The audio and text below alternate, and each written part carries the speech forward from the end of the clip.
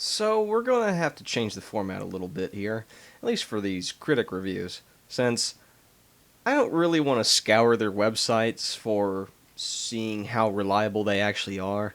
I just really want to read off their one review of Dead Island. Feel free to check them out yourselves. I don't really care. The problem is that they gave Dead Island a very high score. Pilit from Finland gives Dead Island a 91 out of 100. So, essentially a 9 out of a 10. Dead Island is maybe rough around the edges, has things that could have been better, and has some strange solutions to gaming mechanics, but really, who cares? The main thing, close combat with zombies on an open environment, is both exceptionally well done and, most importantly, great fun. Even alone. In the land of blindingly pretty but simplified tube shooters, the ugly zombie game is the king.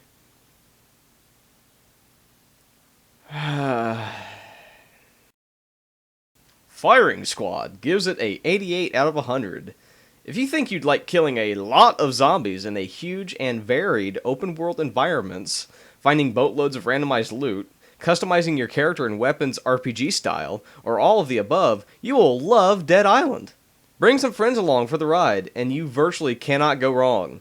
Just don't expect much in terms of story or quest depth, and be sure to mod the game just the way you like it. So, again, this kind of goes back to the whole, you can't give a game a high score if the vanilla game is crap and you just mod it to make it better. Sorry folks, this also applies to Skyrim. Dead Island is terrible. Even modding it does not make it that much better.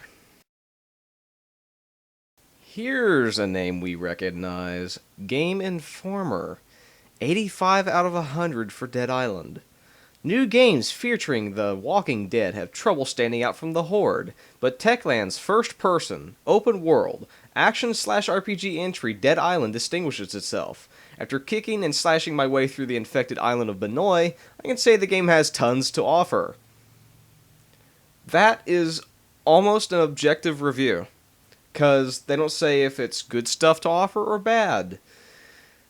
It certainly stands out in the crowd. Again, I must remind everybody that that thing happened to Jen. I'm not even going to say the word anymore. It's tiring to me. But that thing happened to Jen, alongside everything else, like the dumb rich people are dickheads message thing, and the horrible science. If you don't know what I'm talking about, watch the future parts and you'll get what I'm talking about. 10-Ton Hammer gives it a 74 out of 100. Dead Island is a wonderful concept, and the core gameplay is executed beautifully. But it really doesn't do anything new or interesting. Well, no, the gameplay is horrible. The only beautiful thing is the horrible physics, the bad physics. I mentioned this in the future parts of this update. The bad physics in any game will almost never get old, ever. Almost. Never. Ever. And I have to say, the whole Jen thing, and I guess the rich people are dickheads message, I guess more so the Jen thing, that's kind of new. In a game of this kind of budget, that's... And how they handled it, that was new. It's interesting how they did that, and then they completely forgot about it like 15 minutes later. That's really good. That's new, I guess, and interesting. I can't believe I'm disagreeing with this review. So after this, there's like a 60, and there's basically saying what I've said, that blah, lacks variety and everything. Yeah, it's a 60, and it's just like a boring review by some people. Who cares? Let's get back to those user reviews, shall we? The Moreau, Theme Rote, I don't know how you say this name, but they give Dead Island a 10 out of 10. Oh my god, it's a wall of words. I didn't know you could have this big a thought on Dead Island. This is the best zombie game ever made. Any zombie fan wants this game. Yes, it's very like Fallout 3, but I remember when playing Fallout 3, I thought to myself, wouldn't it be great if they made a zombie game like Fallout 3? Wait, are they saying that Fallout 3 was a zombie game, or are they saying they want a zombie game that has Fallout 3-like stuff? Because I'm pretty sure Fallout 3 had ghouls, which were not really zombies, but... Anyways. Left 4 Dead was all we had before this, but for real zombie fans, Left 4 Dead was a letdown. Left 4 Dead could have had aliens or monsters, and it would be the same game. Zombies spawning out of nowhere sucks, but that aside, Left 4 Dead had a lot to offer as a multiplayer action game. Saying that Dead Island it's very similar to Left 4 Dead multiplayer. Dead Island is very similar to Resident Evil 4 and 5, Oblivion, Fallout, Far Cry 2. It's such a weird sentence. It's like the devs played all these games and made the perfect zombie game from them. Not very original, but who cares? The only problem is now we have the perfect zombie game. Zombies are starting to get boring and overdone in games and movies. Yes, it has bugs, but nothing too bad that can't be fixed over time. I can see scores going up over time and possibly Game of the Year nomination. This game is on par with Deus Ex and The Witcher 2 for Best Game of the Year.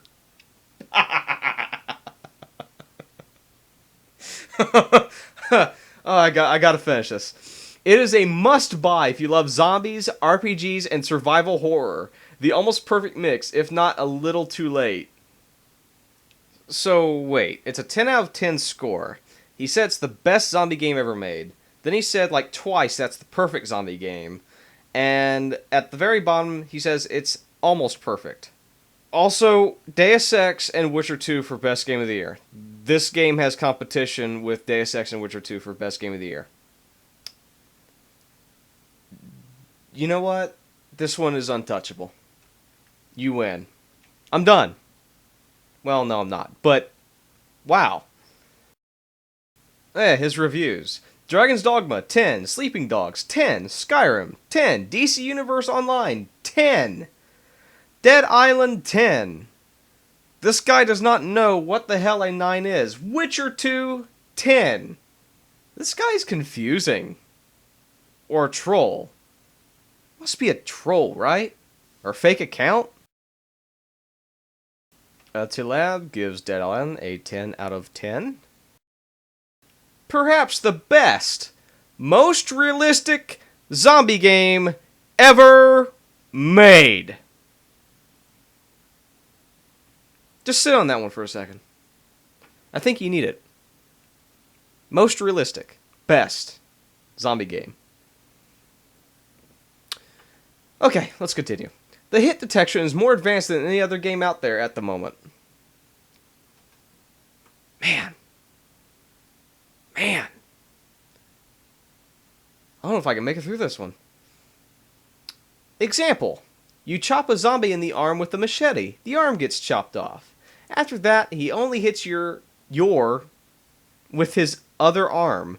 And if you chop off his other arm, he will try to bite, headbutt, and kick you. Although the multiplayer isn't awesome, the single player puts Left 4 Dead 2 single and multiplayer to shame. There is no unlimited health or unlimited ammo. You will never feel like you're running though the same map made with some POS map editor, Hammer, along with the exact same path over and over and over just to get a better score. It's different every time. You have somewhat of an open world scenario where you can trade weapons with other survivors at hideouts. If you shoot a zombie in the hand, you won't kill him. You can play this game however you want. Actually, I can attest to that. I've shot at least 3 zombies so far, all in the hand, and they've died. It doesn't matter where you shoot them, really. It doesn't even matter if you shoot them in the head. It doesn't, really. Nothing kills faster than any other method. But, best and most realistic zombie game ever made. Ever. This review was made almost a year after the game came out. So it got patched. This was recent, basically. This review was basically recent. Considering, it was released in 2011. September of 2012. This review. Best and most realistic zombie game ever made. Dead Island was their most recent review. They gave Bioshock a 2. Alice Madness Returns a 3, From Dust a 10, Jamestown a 2, Prototype a 10, and Duke Nukem Forever a 4. Makes you think, don't it? They gave Dead Island a 10, but they gave Duke Nukem Forever a 4. What standards? Where? How did you get them? Alright, look, I know this is a short review, but stick with me on this one. Maldox gives Dead Island a 10 out of 10. Fun game, overall very solid. There are a lot of little irritations with the game, and it could do greatly with a nice patch to add in some basic tweaks, features, and bug fixes. In my opinion, it's everything Left for Disappointment should have been. So, what do you think this guy reviewed? What do you think the other games he's reviewed are? What do you think the scores are? I'll give you a second. Really? What other games could he have possibly reviewed? And then, what were the scores? Okay, time's up. You need to see this.